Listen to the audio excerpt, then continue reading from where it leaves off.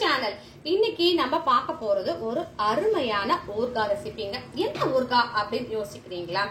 உடம்புக்கு சத்துக்களும் ஜீரண சக்தியும் எலும்புக்கு வலுவு கொடுக்க போற 3 பொருள் ஆட் பண்ண போறோங்க.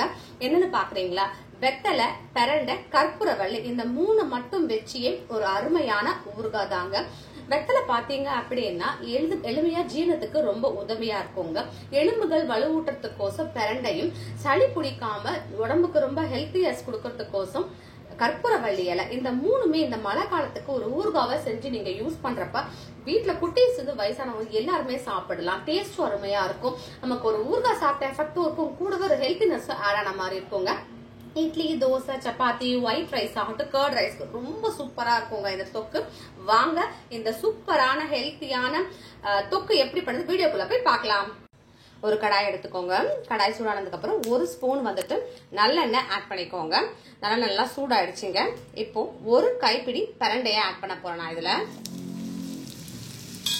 பிரண்டை பாத்தீங்க அப்படின்னா நுனி எல்லாமே கட் பண்ணிடணும். இங்க பாருங்க, நுனி எல்லாம் கட் பண்ணிட்டு இந்த இடத்துல பாத்தீங்கன்னா இந்த லைனா இருக்கும் பாத்தீங்களா, இது எல்லாமே கூட நல்லா கட் பண்ணி கிளீன் பண்ணி எடுத்துட்டு நல்லா வாஷ் பண்ணி ஒரு துணியில போட்டு ஃபேன் காத்துல நல்லா ஆற வச்சுட்டு அதுக்கப்புறம் நம்ம ஆட் பண்ணலாங்க. அந்த மாதிரி தான் நான் பண்ணியிருக்கேன். நுனி கட் பண்ணணும், இந்த மாதிரி இருக்க முள்ளா இருக்கும் பாரு, அதெல்லாம் கட் பண்ணிட்டு நம்ம ஆட் பண்ணலாம். கொஞ்சம் இது வதக்கிக்கலாம். நம்ம நல்ல வதக்குறப்ப வாசனையும் ரொம்ப நல்லா இருக்கும், உடம்புக்கும் ரொம்ப நல்லதுங்க.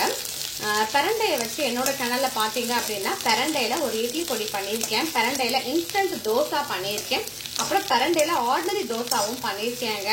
ஸோ இந்த பிரண்டை பார்த்தீங்கன்னா உடம்புக்கு ரொம்ப நல்லதுங்க. எஸ்பெஷலி பார்த்தீங்கன்னா போன் ப்ராப்ளம் இருக்கிறவங்க, கொஞ்சம் ஏஜா இருக்கவங்க எல்லாமே கண்டிப்பாக இதை எடுத்துக்கணும். வளர்ற குழந்தைங்களுக்கு பிரண்டை ரொம்ப ரொம்ப அவசியங்க. நம்ம வாரத்துக்கு ஒரு நாள் ஏதாவது செஞ்சு தரலாம், நம்ம துவையெல்லாம் கூட பண்ணி தரலாம். நான் அதனால தான் இட்லி பொடியா செஞ்சு வச்சுட்டேன். ஸோ குழந்தைங்க எல்லாருமே இட்லி பொடி ரொம்ப விரும்பி சாப்பிடுவாங்க. பிரண்டை நம்ம இட்லி பொடியில் ஆட் பண்றப்ப அவங்க எடுத்துக்க பருப்போடு சேர்த்து பிரண்டையும் போயிடும். ஸோ ரொம்ப ஈஸியா இருக்கும். அதே மாதிரி இன்ஸ்டன்ட் தோசை, வீட்டுல தோசை மாவு இருந்தா போதும், அந்த இன்ஸ்டன்ட் தோசையா பிரண்டையை போட்டு பண்ணலாம். ஸோ லைட் கலர் சேஞ்ச் மட்டும்தான் இருக்கும், டேஸ்ட்ல எந்த ஒரு டிஃபரன்ஸும் தெரியாது, டக்குனும் பண்ணிடலாங்க. ஸோ இதோட ரெசிபி எல்லாமே டிஸ்கிரிப்ஷன்ல கொடுக்குறேன், பாருங்க. கொஞ்சம் பிரண்டை நல்லா சுருங்கி வதங்கி வரட்டும். பிரண்டை பார்த்தீங்கன்னா ஒரு கரெக்டாக ஒரு 5 to 7 மினிட்ஸ் ஆச்சு. நான் சிம் விட கொஞ்சம் அதிகமாக வச்சு தான் வதக்கினேன். ஸோ இந்த அளவுக்கு வதங்கி வந்துருச்சுங்க, போதும். இப்போ இது ஒரு பிளேட்டுக்கு நம்ம மாற்றிடலாங்க. அதே கடாயில் இருக்கிற எண்ணெயே போதும். நான் இப்போ இதில் வெத்தலை ஆட் பண்ணுறேங்க. வெத்தலை என்ன மெஷர்மெண்ட் அப்படின்னு கேட்டீங்க அப்படின்னா, வெத்தலை வந்துட்டு இப்போ 1 கைப்பிடி நான் பிரண்டை எடுத்தேன், அதில் பாதி தான் நான் எடுத்திருக்கேங்க. வெத்தலை பார்த்தீங்கன்னா இந்த மாதிரி இருந்தது. இதில் நம்ம காம்பு கட் பண்ணணும், அதுக்கப்புறம் நுனியும் கட் பண்ணிடணும். கட் பண்ணிட்டு தான் நாம் இதில் ஆட் பண்ணவே செய்யணுங்க. நம்ம இதில் இதுவுமே பார்த்தீங்கன்னா இருக்கிற எண்ணெயில் நம்ம அப்படியே ஜஸ்ட் வதக்கினா போதும். வெத்தலையில பார்த்தீங்க அப்படின்னா நான் வெத்தலையில சட்னி பண்ணியிருக்கேன், வெத்தலையில தோசை பண்ணியிருக்கேன், அப்புறம் வெத்தலையில உருண்டை மாதிரி பண்ணியிருக்கேங்க. இது எதுக்கு அப்படின்னா பிறந்த குழந்தையில இருந்து வயசானவங்க வரைக்குமே ஜீரணத்துக்கு அவசரப்படாம சாப்பிட்றதுக்கோசம் வெத்தலை உருண்டைங்க. பிறந்த குழந்தைக்கெல்லாம் இந்த உரம் மருந்துன்னு ஊற்றுவாங்க பார்த்தீங்களா, அதுக்கே நம்ம கொடுக்கலாம். அந்த அளவுக்கு ரொம்ப ஹெல்த்தியான ஒரு ஈஸியான ரெசிபி மாதிரி தான் நான் அதில் பண்ணியிருந்தேன். வெத்தலை உருண்டை அப்படின்ட்டு நம்ம சின்னவங்கன்னா ஒரு உருண்டை சாப்பிடலாம், பெரியவங்கன்னா 2 உருண்டை எடுத்துக்கலாம். இப்போ வரக்கிற மழை காலத்துக்கு ரொம்ப நல்லதுங்க, நல்ல ரிசல்ட் கொடுக்கும். இது ஃப்ளேம் கம்மியா வச்சே வதக்குங்க, அப்போதான் நமக்கு நல்லா சுருங்கி வரும். நமக்கு வெத்தலை கொஞ்சம் நல்லாவே வதங்கிடட்டும். இதோ பாத்தீங்களா, இந்த அளவுக்கு வதங்கினாவே போதும் நமக்கு. இதுவும் பாத்தீங்கன்னா கம்ப்ளீட்டா நான் இதை கிளீன் பண்ணி அந்த காம்பு நுனி எல்லாமே கட் பண்ணிட்டு நல்லா வாஷ் பண்ணி ஒரு துணியில நல்லா ஃபேன் காத்துல ஆற வச்சுட்டு அதுக்கப்புறம் தான் கட் பண்ணிட்டு நான் இப்போ கடாயில ஆட் பண்றேன். எது பண்றப்ப நல்லா வாஷ் பண்ணிட்டு பண்ணுங்க. நம்ம இதை அப்படியே ஊர்காவா பண்றதால கண்டிப்பா நல்லா வாஷ் பண்ணாதான் நல்லா இருக்குங்க. இதோ பாருங்க, இது போதுங்க, இந்த அளவுக்கு வந்துருச்சு. இதையும் அந்த பிளேட்ல மாத்திரலாம். இப்போ கடாயில கொஞ்சம் ஆயில் விட்டுக்கோங்க, சுத்தமா ஆயில் கிடையாது. இப்போ நான் இதுல 2 கைப்பிடி பாத்தீங்க அப்படின்னா கற்பூரவள்ளி இலை இதுல ஆட் பண்றேங்க. அதே மாதிரிதான் கற்பூரவள்ளி இலையும் பாத்தீங்கன்னா நல்லா தண்ணியில போட்டு அலசி எடுத்துட்டு 2-3 தாட்டி அலசி எடுத்துட்டு நல்லா இதையும் ஒரு ஃபேன் காத்துல துணி போட்டு ஆற வச்சுதான் நான் இதுல ஆட் பண்ணிருக்கேங்க. இதோட மெஷர்மெண்ட் பாத்தீங்கன்னா 2 கைப்பிடி நான் கற்பூரவள்ளி இலை எடுத்திருக்கேங்க. 1 கைப்பிடி பிரண்டை அப்படின்னா பாதி கைப்பிடி நான் வெத்தலை எடுத்திருக்கேன், 2 கைப்பிடி கற்பூரவள்ளி இலை. நீங்க இதை பவுல் மெஷர்மெண்ட் எடுத்தாலும் ஓகே, டம்பர் மெஷர்மெண்ட் எடுத்தாலும் ஓகே, கப் எடுத்தாலும் ஓகே. 2:1:1 அப்படின்ற மெஷர்மெண்ட்டாக தான் நான் எடுத்திருக்கேன். ஸோ கற்பூரவள்ளி நிறைய இருக்கணும், அதுதான் வந்து நான் எடுத்திருக்கேன் இதில். ஸோ இதுவும் பார்த்தீங்கன்னா நான் நிறைய ரெசிபிஸ் செஞ்சுருக்கேன். கற்பூரவள்ளி சொல்லுவாங்க, ஓமவல்லின்னு சொல்லுவாங்க. சளிக்கு ரொம்ப ரொம்ப நல்லது. ஒரு இலை எடுத்து பொதுவாகவே எடுத்து சாப்பிட்டோம் அப்படின்னா லைட்டாக அந்த காரத்தன்மை இருக்கும், சளியை வந்து கண்ட்ரோல் பண்ணும். இதில் பார்த்தீங்கன்னா நான் ஓமவல்லின்னு சொல்கிற கற்பூரவள்ளியில் இட்லி பொடி பண்ணியிருக்கேன். இதுலேயே வந்துட்டு சட்னி பண்ணியிருக்கேன் நான். இதுலேயும் வந்து ஒரு இன்ஸ்டன்ட் தோசை, அதுக்கப்புறம் வந்து சப்பாத்தியும் பண்ணி கொடுத்துருக்கேன். ஸோ பொதுவாக வெறும் இலையை மட்டும் சாப்பிடுங்க, சின்னவங்க பெரியவங்களுக்கு எல்லாருமே வெறும் ஒரு நாள் 2 நாள் சாப்பிடுவாங்க. அடிக்கடி சாப்பிடுங்க, சளி பிடிக்காது மழை காலத்துக்குன்னா யாரும் சாப்பிட மாட்டாங்க. அந்த மாதிரி இருக்கிறப்ப நம்ம சட்னியாவோ தோசையாவோ சப்பாத்தியாவோ இதுலேயும் இட்லி பொடியாவோ செஞ்சு வச்சுட்டா ரெகுலராக எடுத்துக்கப்ப நல்ல சேஞ்சஸ் தெரியும் உங்களுக்கு.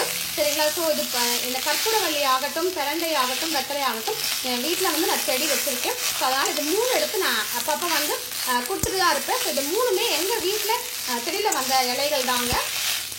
இதுவும் நல்லா சுருங்கி வரணும், அது வரைக்கும் நம்ம வதக்கலாம். ஃப்ளேமை குறைச்சியே வச்சுக்கோங்க. வதங்கினதுக்கப்புறம் காட்டுறேன்.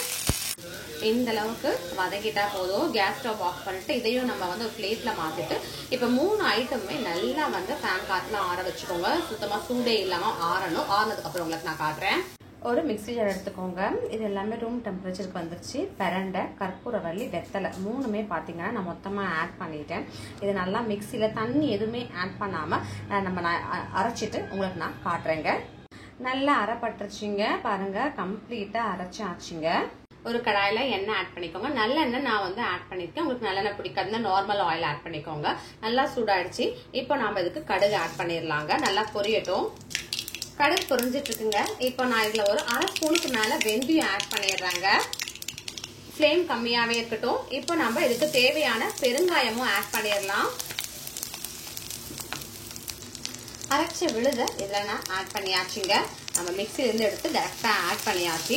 ஸோ ஒன்ஸ் கடுகு போட்ட உடனே ஃப்ளேமை குறைச்சிக்கோங்க. அப்போ தான் வெந்தயம் போடுறப்ப வெந்தயமும் தீயாமல் நல்லாயிருக்கும், அதுக்கப்புறம் கருகாமல் இருக்கும். நம்ம பெருங்காயமும் அடுத்து போடுறப்ப சூப்பராக இருக்குங்க. இப்போது அந்த அரைச்ச விழுது ஆட் பண்ணியிருக்கேன் பாருங்கள். ஃப்ளேம் கம்ப்ளீட்டாக சிம்மில் தான் இருக்கணும். சரிங்களா? நம்ம அரைச்ச எவ்வளோ நம்ம வந்து வதக்கணும் பார்த்தீங்களா, அதோட குவான்டிட்டி ரொம்ப கம்மியாக இருக்கு அரைச்சாவே. இதுதான் இந்த பிரண்டை ஆகட்டும், கற்பூரவள்ளி ஆகட்டும், வெத்தலை ஆகட்டும் எல்லாமே வந்து வதக்குனா ரொம்ப கம்மியாக ஆயிடுங்க. நம்ம இப்போ ஊறுகாய் பண்ணுறப்ப இன்னும் கம்மியாக ஆயிடும். ஒரு 5 மினிட்ஸ் வந்து ஃப்ளேம் கம்மியாகவே வச்சு நல்லா வாசனை நல்லா தூக்குற வரைக்கும் நம்ம நல்லா வதக்கலாம். கொஞ்சம் இதுல இருக்க ஈரப்பதம் போகணும். நம்ம வதக்கி தான் வச்சிருக்கோம், ஆனா இதுல எல்லாம் ஒன்னா சேர்த்து அரைக்கிறப்ப கொஞ்சம் இந்த வாட்டரிஷா நமக்கு ஆயிடும் பார்த்தீங்களா, அதெல்லாம் போகி கொஞ்சம் நமக்கு திக்காகிற மாதிரி இருக்கட்டும்ங்க. கொஞ்சம் அந்த வாசனை எல்லாம் தூக்கி வரட்டும். வந்ததுக்கு அப்புறம் காட்டுறேன். ரொம்ப சூப்பரான ஸ்மெல் வருது. அந்த பார்த்தீங்களா எண்ணெய் அப்படியே பிரிஞ்சு வர ஆரம்பிக்குது. நல்லா அந்த வெத்தலை ஆகட்டும், கற்பூரவள்ளி ஆகட்டும் மனம் தூக்கி அடிக்குதுங்க நல்லா. இப்போ இதுல வந்துட்டு லைட்டாக ஸ்பைசஸ் ஆட் பண்ணிடலாம். மஞ்சள்தூள் ஒரு 1/4 ஸ்பூன் ஆட் பண்ணிக்கோங்க. ஆல்ரெடி பார்த்தீங்கன்னா கற்பூரவள்ளி ஆகட்டும், வெத்தலை ஆகட்டும் காரத்தன்மை உடையது. ஒருவேளை உங்க வீட்டில் இருக்கிற வெத்தலையாகவும் கற்பூரவள்ளியாகவும் கொஞ்சம் காரத்தன்மை கம்மியா இருக்கணும், அதுக்கேற்ற மாதிரி நீங்க மிளகாத்தூள் ஆட் பண்ணிக்கோங்க. சரி, நான் எனக்கு தேவையான அளவு மிளகாத்தூள் இதுல நான் ஆட் பண்ணிடுறேங்க. அப்புறம் ரொம்ப முக்கியமான விஷயம் உப்பு தேவையான அளவுங்க. நம்ம ஊறுகாய்க்கு எப்பவுமே கொஞ்சம் உப்பு தூக்கலா இருந்தா தான் அதை கெட்டு போகாம நமக்கு வந்து கரெக்டா இருக்கும் நமக்கு. ஸோ இதுக்கு தேவையான அளவு உப்பும் ஆட் பண்ணிக்கோங்க. நல்லா மிக்ஸ் பண்ணிக்கலாம் நம்ம இதெல்லாம். பாருங்க ஓரளவு நல்லா சுருண்டி வந்துருச்சு. இது வந்து கரெக்டான ஸ்டேஜ். இப்போ இதுக்கு தேவையான புளிப்பு ஆட் பண்ண போறோம். ஸோ புளி பார்த்தீங்கன்னா இந்த குவான்டிட்டிக்கு ஏற்ற மாதிரி நீங்க புளி ஆட் பண்ணணுங்க. இதுக்கு பார்த்தீங்க அப்படின்னா நல்லா ஒரு மினிமம் ஒரு சாத்துக்குடி அளவுக்காவது புளி வந்து பாதி சாத்துக்குடி அளவு புளி எடுத்துக்கலாங்க. ஓகேங்களா? அந்த பாதி சாத்துக்குடி அளவு புளி எடுத்து நல்லா கரைச்சிட்டு திப்பிலி எதுவும் இல்லாம எடுத்து ரெடி பண்ணிக்கலாம். இதை நாம இப்ப ஆட் பண்ணிடலாங்க. இதுல நல்லா நீட்டா திப்பிலி இல்லாம ஃபில்டர் பண்ணி ரெடியா தண்ணியா கரைச்சி இதுல ஆட் பண்ணலாம். பாருங்க புளி வந்து நல்லா தண்ணியா கரைச்சி நான் இதுல ஆட் பண்ணிட்டேன். நம்ம இந்த அளவுக்கு இருந்தா தான் நமக்கு நல்லா வெந்து நமக்கு அந்த புளியோட கலந்து நமக்கு கரெக்டா வருங்க. இப்போ ஃப்ளேம் வந்து கொஞ்சம் ஹைலே வச்சுக்கலாம். நீங்க கிட்டையே இருந்து கை விடாம கிளறணும். அப்போதான் அந்த திக்னஸ் கொடுக்க ஆரம்பிக்கும் உங்களுக்கு. பாத்தீங்களா? இப்படி கிளறுனீங்கன்னா கரெக்டா இருக்கும். நம்ம கொஞ்சம் ஃப்ளேம் ஹைல வச்சுட்டு பக்கத்துல இருந்து கிளற ஆரம்பிக்கலாங்க. நல்லா பாதி திக் ஆகணும். சரிங்களா? அப்போதான் வந்து கரெக்டா இருக்கும். கன்சிஸ்டன்சி பார்த்துக்கோங்க. ரொம்ப திக்கா இல்லாம கொஞ்சம் தண்ணியா இல்லாம கரெக்டா இருக்கு. இதுக்கப்புறம் தண்ணி ஊற்றினாலும் ரொம்ப இதாயிடும். இது கரெக்டான கன்சிஸ்டன்சி. ஓகேங்களா? இது நல்லா திக்கானதுக்கு அப்புறம் உங்களுக்கு நான் காட்டுறேன்.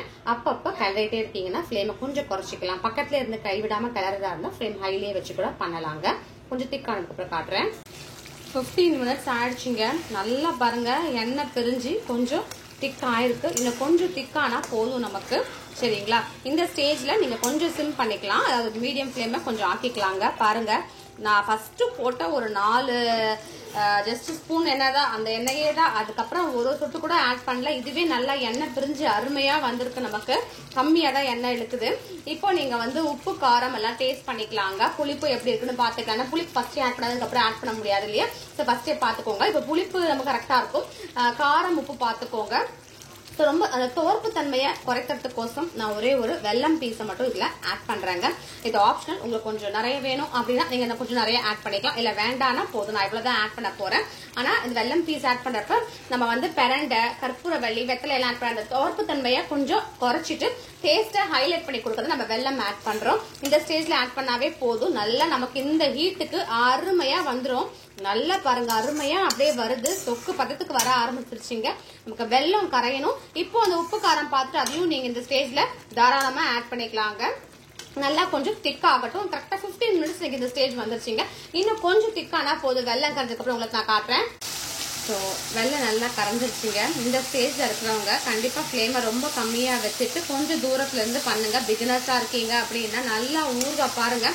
எண்ணெய் அவ்வளோ அருமையா பிரிஞ்சு வந்திருக்கு. கலர் பார்த்தீங்கன்னா அட்டகாசமா இருக்கு. டேஸ்ட் சூப்பரா இருக்குங்க. நான் டேஸ்ட் பண்ணிட்டேன்.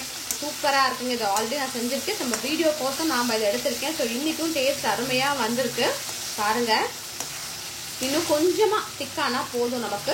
இது வந்து புளி கொஜ்ஜு மாதிரி நமக்கு இருக்கு. நமக்கு ஊறுகாய் கன்சிஸ்டன்சி கொஞ்சம் திரண்டு வந்தா போதுங்க. கொஞ்சம் கிட்ட இருந்தீங்கன்னா கொஞ்சம் தள்ளி வச்சு பண்ணுங்க. பிகினர்ஸா இருந்தீங்க அப்படின்னா கொஞ்சம் திக்காகட்டும் காட்டுறேன். நல்லா சுருண்டு திக்கா ஆயிடுச்சுங்க. இவ்வளவுதாங்க. இது ஆறுனதுக்கு அப்புறம் இன்னும் கொஞ்சம் திக்காயிடும். அதனால இந்த ஸ்டேஜ்ல ஆஃப் பண்ணிடுங்க. இதை பாருங்க இந்த மாதிரி இருக்கு. பாத்தீங்கன்னா கரெக்டான ஸ்டேஜ். இப்போ நம்ம கேஸ் ஸ்டவ் ஆஃப் பண்ணிடலாங்க. அவ்வளவுதாங்க. இது நல்லா வந்து ரூம் டெம்பரேச்சர் வரணும். வந்ததுக்கு அப்புறம் தான் நாம ஒரு பிளாஸ்டிக் பாட்டிலையோ இல்ல கிளாஸ் பாட்டிலையோ ப்ரிசர்வ் பண்ணி வைக்க முடியுங்க. ரொம்பவே சூப்பரான அருமையான தொக்கு அட்டகாசமா ரெடி ஆயிடுச்சுங்க.